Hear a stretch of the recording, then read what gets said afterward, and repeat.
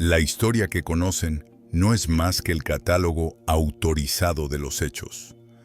Pero ¿qué hay de los manuscritos abandonados en las sombras?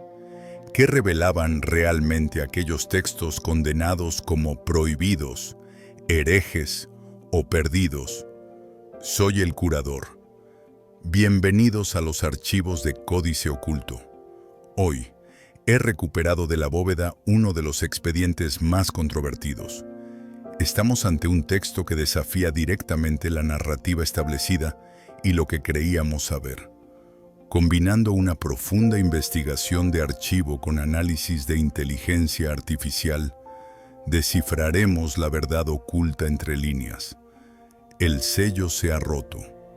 Adentrémonos en el misterio que ocultan estas páginas. Cuando pensamos en la Navidad, en la historia del nacimiento de Jesús, nos vienen a la cabeza imágenes muy concretas, ¿verdad? Sí, totalmente. La Virgen María, San José, pero también los padres de María, Joaquín y Ana, la idea de que José era un hombre ya mayor, el nacimiento en una cueva. Detalles que damos por sentados. Eso es. Pero, ¿y si te digo que casi ninguno de ellos aparece en los evangelios que están en la Biblia?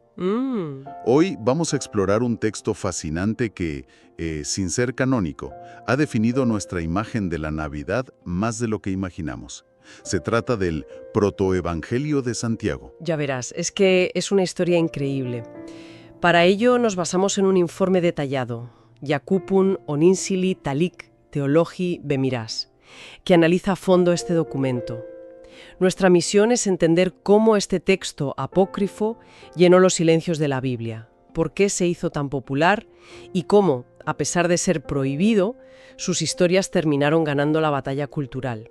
Es que, si me permites la analogía un poco gamberra, es una de las obras de fanfiction más influyentes y exitosas de la historia. ¡Ja! Fanfiction, me gusta. Sí, es que nació para responder a las preguntas que los primeros cristianos se hacían y que los evangelios, pues, no contestaban. Preguntas como, ¿quiénes eran los padres de María? ¿Cómo fue su infancia? ¿Era José joven o viejo? Claro, los detalles que le dan carne a la historia. Exacto. Este texto vino a rellenar todos esos huecos. Por eso se le llama apócrifo, que significa oculto, y también pseudoepigráfico, porque se atribuye falsamente a una figura importante, Santiago, para darle más credibilidad.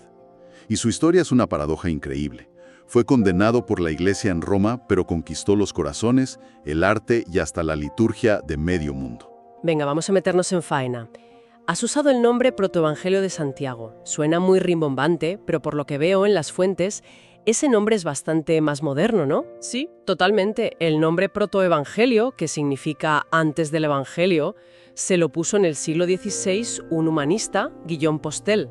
Ah, o sea que no es el original. No, para nada. Es un buen nombre porque, en efecto, narra lo que ocurrió antes de los evangelios que conocemos. Sus títulos originales eran más sencillos, como Nacimiento de María o Evangelio de Santiago. Y sabemos que es muy antiguo, el consenso académico lo fecha a mediados del siglo II, sobre el 140 o 170 después de Cristo. O sea, muy poco después de que se escribieran los últimos evangelios canónicos. Poquísimo después, sí. ¿Y fue un éxito de ventas, por así decirlo? La fuente menciona más de 130 manuscritos en griego. Un auténtico bestseller. Fíjate, el manuscrito más antiguo que conservamos, el papiro Butmer V, es del siglo III o IV. Esto nos dice que se difundió a una velocidad de vértigo por todo el Imperio Romano. La gente estaba ávida de estas historias. Vale, entonces tenemos un texto anónimo que se hace pasar por obra de Santiago, que se populariza masivamente en el siglo II. ¿Qué necesidad venía a cubrir? ¿Qué preguntas de la gente de a pie estaban dejando sin responder los evangelios oficiales? Principalmente, todo lo que rodea a la figura de María. En los evangelios canónicos, María aparece de repente en la Anunciación y ya está. Aparece casi sin contexto. Sí, exacto. Este texto le da una historia completa, una biografía. Es casi lo que en la tradición judía se llama un midrash, una narración que expande y explica las escrituras para resolver dudas teológicas. Y sabemos que el autor no era Santiago ni ningún judío de Jerusalén del siglo I. ¿Y cómo estamos tan seguros de eso? Por los errores que comete. el autor demuestra un desconocimiento bastante grande de la geografía y sobre todo de las costumbres judías. El fallo más garrafal, el que lo delata por completo, es cuando afirma que María, de niña, vivió en el Sancta Sanctorum del Templo de Jerusalén. O sea, en el lugar más sagrado del judaísmo, donde solo podía entrar el sumo sacerdote y únicamente una vez al año. Justo, en el día del Yom Kippur. Es un error histórico monumental. Es como si alguien escribiera hoy una novela histórica y situara la Torre Eiffel en el siglo XVII. ¿Te das cuenta al momento de que no sabe de lo que habla? Claro, este detalle nos grita que el autor era muy probablemente un cristiano de cultura griega que escribía para otros cristianos como él y que su interés no era la precisión histórica, sino la teología y el simbolismo. Pues entremos en esa historia porque es un novelón. Curiosamente, no empieza con María, sino con sus padres Joaquín y Ana. Sus nombres, por cierto, solo los conocemos gracias a este texto. Así es. La historia arranca con un drama muy humano. Joaquín es un hombre rico y piadoso, pero es humillado públicamente, expulsado del templo, porque no tiene hijos, lo que en esa cultura se consideraba una señal del desfavor de Dios. ¡Qué duro! Sí. Mientras él se va al desierto a ayunar, su mujer, Ana, se lamenta en su jardín bajo un laurel. Es una escena potentísima, que tiene ecos clarísimos de otras mujeres estériles del Antiguo Testamento, como la madre del profeta Samuel, que también se llamaba Ana. Y como en esas historias, llega el milagro. Unos ángeles se les aparecen por separado y les anuncian que concebirán una hija muy especial. El reencuentro de la pareja se produce en la Puerta Dorada de Jerusalén. Una escena que el arte inmortalizará durante siglos. Ese abrazo se convertirá en el símbolo de la Inmaculada Concepción de María. Una imagen preciosa, sí, pero la parte más audaz, teológicamente, viene justo después. Cuando María cumple 3 años, sus padres cumplen la promesa que le hicieron a Dios y la llevan al templo. Y aquí es donde el autor se inventa esa idea que comentábamos, que María no solo vive en el templo, sino que lo hace en el mismísimo Sancta Sanctorum, y que es alimentada directamente por un ángel. Exacto. Que, como ya hemos dejado claro, es históricamente imposible. Pero si el autor lo escribe es por algo. ¿Qué buscaba conseguir con esta imagen tan potente? A ver, lo fascinante aquí es el simbolismo. Al colocar a María en el lugar más sagrado de la tierra, la está elevando a una nueva categoría. La está presentando como la nueva arca de la alianza. El recipiente sagrado, eso es. El recipiente puro y perfecto que está siendo preparado para contener a Dios mismo en su vientre. Y que sea alimentada por un ángel refuerza esa idea. Su pureza es total, no está contaminada por nada mundano. Es una construcción teológica brillante. La historia sigue, y a los 12 años de María, a los sacerdotes del templo les surge un problema muy terrenal. Sí, la pubertad. Según la ley judía, la menstruación implicaba una impureza ritual, así que una María adolescente ya no podía permanecer en el lugar sagrado. Los sacerdotes no saben qué hacer con ella y deciden que hay que buscarle un custodio, un guardián. Y aquí entra en escena José, pero el método de elección es de cuento de hadas. Se convoca a todos los viudos de Israel y cada uno tiene que llevar su vara. Es una escena muy visual. Rezan y de la vara de José sale una paloma que se posa sobre su cabeza. He leído que en otras versiones la vara florece. Sí, en versiones posteriores, como en la famosa leyenda dorada, la vara de José florece milagrosamente. Es la señal divina de que él es el elegido. Me recuerda un poco a la elección de un rey en un relato folclórico. Es un elemento que la gente de la época entendía a la perfección. Espera, un momento. Has dicho viudos. Sí, viudos. Eso destroza por completo la imagen que solemos tener del San José carpintero, joven y fuerte. El texto lo pinta de una forma muy distinta. Totalmente distinta. Y es uno de los puntos teológicos clave del libro. Lo presenta como un anciano viudo que ya tiene hijos de su matrimonio anterior. De hecho, el propio José se queja cuando lo eligen. Dice algo como: «Ya tengo hijos y soy un hombre viejo, y ella es una niña. Seré el hazmerreír de todo Israel». No quiere esa responsabilidad para nada. Para nada. Me parece fascinante, pero a la vez un poco injusto con la figura de José. El texto lo convierte en un mero cuidador, casi un personaje secundario sin voluntad propia. Has dado en el clavo. Ese retrato de José es una construcción teológica deliberada, con un objetivo muy claro. blindar a toda costa el dogma de la virginidad perpetua de María. Claro, si es un anciano. Pues la idea de una relación carnal entre ellos resulta impensable para el lector. Y, además, resuelve de un plumazo otro problema teológico. Los hermanos de Jesús que se mencionan en los evangelios. Con esta solución no son hijos de María, sino hermanastros, los hijos que José ya tenía. Es una jugada teológica magistral. Desde luego. Llegamos al momento del nacimiento y, de nuevo, el texto introduce cambios importantes respecto a lo que cuenta Lucas. No hay establo ni pesebre. No, el nacimiento ocurre en una cueva a las afueras de Belén y el autor describe un momento de pura magia, una suspensión cósmica. Justo en el instante en que Jesús nace, el tiempo se detiene. Vaya. Las aves que vuelan se paran en el aire, los obreros que comen se quedan con la mano a medio camino de la boca. Es una imagen poética muy poderosa, como si toda la creación contuviera el aliento. Pero justo después viene la escena más chocante de todo el libro. José sale a buscar ayuda y encuentra a una partera. Ella entra en la cueva, que está iluminada por una luz celestial, y confirma el parto virginal. Pero al salir se encuentra con otra mujer, Salomé, que no se lo cree. Y Salomé dice una frase que es de una crudeza brutal. «Vive el Señor mi Dios, que si no meto mi dedo y compruebo su naturaleza, no creeré que una virgen ha dado a luz». Qué fuerte. Es toda una declaración de intenciones. Es increíblemente gráfico. Y el texto dice que cuando intenta hacer esa comprobación física, su mano se le cayó ardiendo. Se arrepiente, un ángel le dice que toque al niño Jesús y, al hacerlo, se cura. Pero la pregunta es inevitable. ¿Por qué esta escena tan explícita, casi forense? Esa es la pregunta del millón.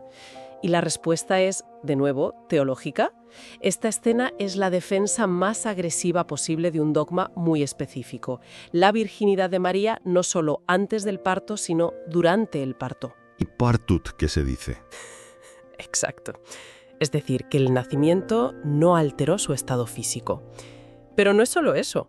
A la vez, es una refutación directa de una herejía muy extendida en el siglo II, el docetismo. Los que decían que Jesús no tenía un cuerpo real, que era como un fantasma. Eso es. La prueba de Salomé busca demostrar de una forma casi científica para la época dos cosas.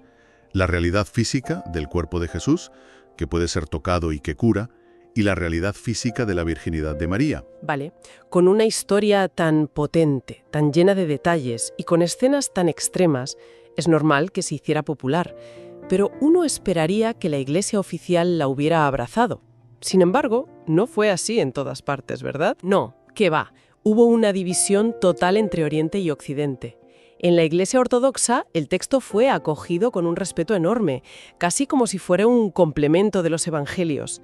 De hecho, grandes fiestas litúrgicas que se celebran hoy, como la Natividad de la Virgen o la presentación de María en el templo, están basadas directamente en este libro. Para ellos es parte de la sagrada tradición. Sí. Pero en Occidente la historia fue muy diferente. La Iglesia Católica lo puso en la lista negra. Sí, al menos oficialmente. A San Jerónimo, el que tradujo la Biblia al latín, le horrorizaba este texto, sobre todo por la idea de que José era un viudo con hijos. Él defendía que José también había sido siempre virgen. Finalmente, alrededor del año 500, el decreto gelaciano lo incluyó formalmente en la lista de libros prohibidos. Pero aquí viene la gran paradoja. Lo prohíben, pero la historia ya se había escapado. Exacto. Y si damos un paso atrás, la prohibición oficial no sirvió de nada contra la cultura popular. La gente quería estas historias y sobrevivieron filtradas en otras obras como el Evangelio del Pseudo Mateo y sobre todo a través de la leyenda dorada de Jacobo de Voragine en el siglo XIII. Claro que fue el libro más leído de toda la Edad Media, solo por detrás de la Biblia. Ahí está la clave. Es que la gente de a pie en la Edad Media no leía latín ni decretos papales, veían las imágenes en las iglesias. Veían los frescos de Giotto en Padua, que son literalmente el protoevangelio de Santiago pintado en una pared. Para ellos, esa era la historia de verdad. Precisamente.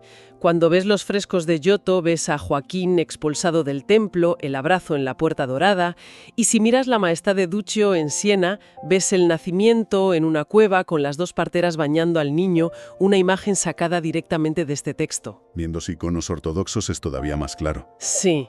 Ahí es aún más evidente. Siempre aparece la cueva oscura, José en una esquina, apartado y con cara de preocupación, mientras una figura que representa la duda le susurra al oído, y abajo, en pequeño, las dos parteras. Es una fotografía perfecta de la narrativa del protoevangelio. Es alucinante cómo dominó todo el imaginario visual cristiano. Pero la cosa no acaba ahí. Y esta es quizá la conexión más inesperada de todas. El viaje de estas historias las llevó mucho más allá del cristianismo. Sí, esto es realmente sorprendente. La narración sobre María, o Miriam, que aparece en el Corán, tiene unos paralelismos asombrosos con este texto apócrifo, muchos más que con los evangelios bíblicos. A ver, desgrana esas similitudes porque son muy llamativas. Fíjate, primero, en el Corán, el padre de María se llama Imrán, que la tradición islámica asocia con Joaquín, y su madre se llama Hana, que es exactamente Ana. Segundo, la madre de María consagra a su hija al servicio del templo, antes de que nazca, igual que en el protoevangelio. Es la misma historia. Es la misma. Tercero, el Corán dice que María creció en el santuario, el mihrab, bajo la tutela del profeta Zacarías, y que recibía comida milagrosamente de Dios. La de María siendo alimentada por un ángel en el templo, pero con otros nombres. Exacto. Y hay más. El Corán menciona un sorteo con flechas o plumas para decidir quién se haría cargo de María. Un eco clarísimo de la escena de las varas para elegir a José. Es evidente que estas narrativas circulaban oralmente por toda la península arábiga y se integraron de forma muy natural en la tradición islámica. Que además venera muchísimo a María. Profundamente, como la mujer más grande de toda la creación. Es una paradoja final increíble. Un texto considerado falso, herético y prohibido por la Iglesia en Occidente, que sin embargo se convierte en la fuente principal para la biografía popular de la Virgen, que fija para siempre la imagen de San José como un anciano, que define la Navidad en el arte durante 1000 años y que además deja una huella profundísima en el Islam. Sí. Básicamente, este libro sacó a María de su papel secundario y la convirtió en la protagonista de su propia historia. Es un ejemplo extraordinario del poder que tiene la narrativa para llenar vacíos. Donde los textos canónicos ofrecen silencio, la curiosidad humana y la devoción popular se abren paso para crear historias que den sentido, que completen el cuadro. Sin ninguna duda. Y todo esto me hace pensar en algo que va más allá de la historia antigua. Este texto es un recordatorio de cómo las narrativas, incluso las no oficiales, pueden adquirir una autoridad tremenda y acabar moldeando la cultura de millones de personas sin que sean conscientes de su verdadero origen. Ya. Nos lleva a preguntarnos, ¿qué otras historias apócrifas, qué otras narrativas no canónicas podrían estar definiendo silenciosamente nuestra forma de ver el mundo hoy, convirtiéndose a efectos prácticos en verdad?